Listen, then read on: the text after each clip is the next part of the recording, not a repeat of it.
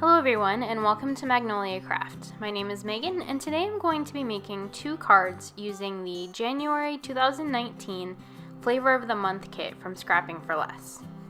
Both of these cards come from the Newton's Nook stamp part of the kit, and I hope to make more cards with the rest of the kit in the future. I'm going to start by cutting down the brown polka dot cardstock to 4 inches by 5 1/4 inches, and then cutting a piece of white cardstock down to 3 by 4 1/4.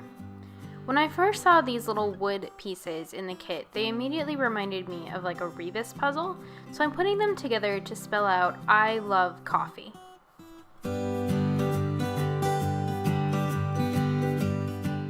I'm going to take some Distress Oxide ink in Vintage Photo and I'm going to ink up around the edges of this piece of cardstock. I wanted it to stand out a little bit from the brown background, but I do go back later because this doesn't stand out quite enough for me, so I end up actually taking a piece of scrap cardstock and inking up the entire piece with the Distress Oxide ink. I end up using a lot of ink here and it's really saturated, but it gives this piece kind of a coffee stained look, which I think really goes with the kit.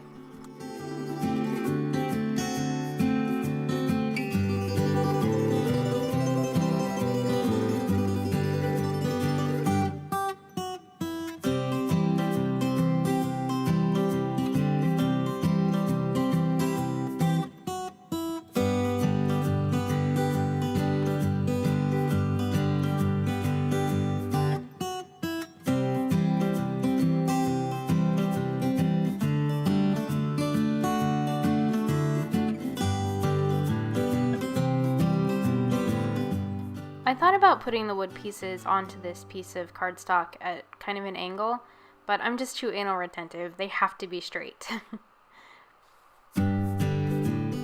Here I'm doing kind of a dry fit to see if I like this or if I need something else. And I ended up deciding to cut another white mat at 3 1/4 by 4 1/2. It makes the brown stand out a little more against that polka dot background. I'm going to go ahead and glue that brown polka dot piece of cardstock down to a A2 card base, which is 4 1/2 by 5 1/4 scored in half. And then I will go ahead and glue the brown dyed piece onto that white mat.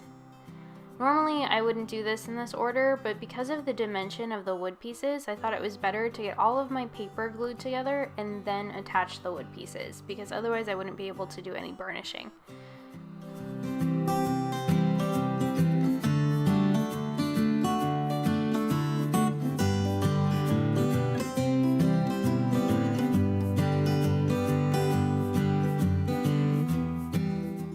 I'm going to cover my card with a bit of scrap cardstock when I burnish it, just because that brown paper is still really wet from the ink and I don't want to risk tearing it.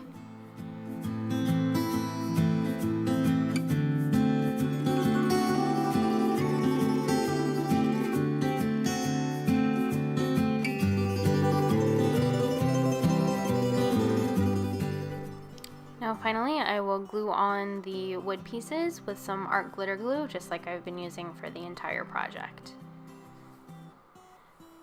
You might notice some glue seeping out underneath the wood pieces, but that really doesn't matter. This glue dries clear, and so you'll never really be able to tell. In fact, I think I did more damage by trying to remove the excess glue with my pokey tool, because it actually pulled up some of the ink that was underneath it. So in hindsight, I would have just left it alone and let it dry.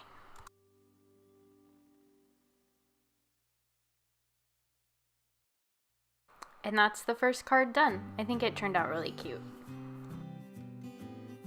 For the second card, I started by stamping out this adorable cat in a donut image and coloring it in with some Zig markers. I didn't record that because it took me like 45 minutes and nobody needs to sit through that. I've cut down a piece of the donut cardstock to 4 by 5 1/4, and now I'm actually just corner rounding the edges. I first used the 1/4 inch rounder and then I didn't like that, so I went back in with the 1/2 inch. Here I'm just checking to see what else this card needs, and I decided it needed a piece of white cardstock to go behind the cat. and that is cut at 2.5 by 4.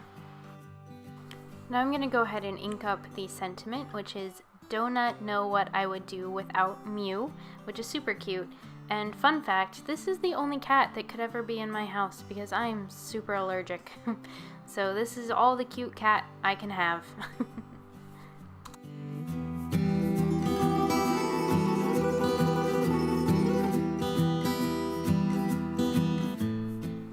Now I'm going to go ahead and corner around the white piece too. I found that if you're going to corner around at least one piece, you definitely need to corner around at least one other, just to bring some cohesiveness to the card.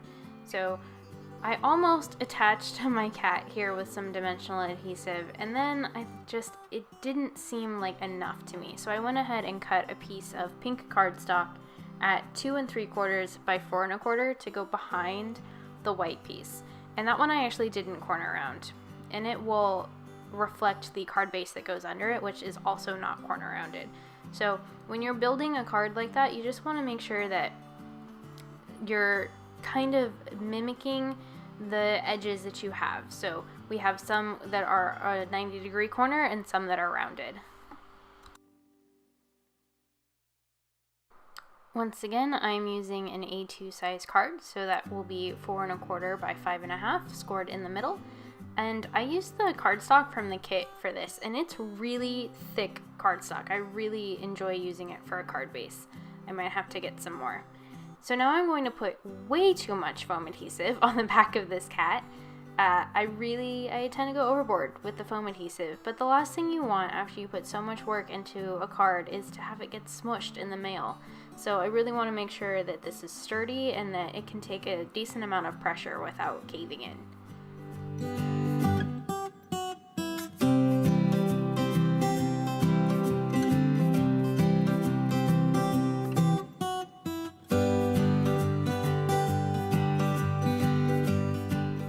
Now I'm just going to add a few sequins from the kit. I don't often use sequins, but these were really cute, and I did think that this card just needed something else to mimic the donut shapes in the background. Alright, that's going to finish up our second card. Thanks so much for watching this video, and make sure to subscribe to this channel to see what other cards I'm going to make with this kit. It was super cute, and I love the coffee theme, so I'm definitely going to be making more cards with the rest of the kit. So make sure to subscribe so you don't miss those. Also, Friday's video will be a return to our Cinnamon and Clove mini album series, so you don't want to miss that.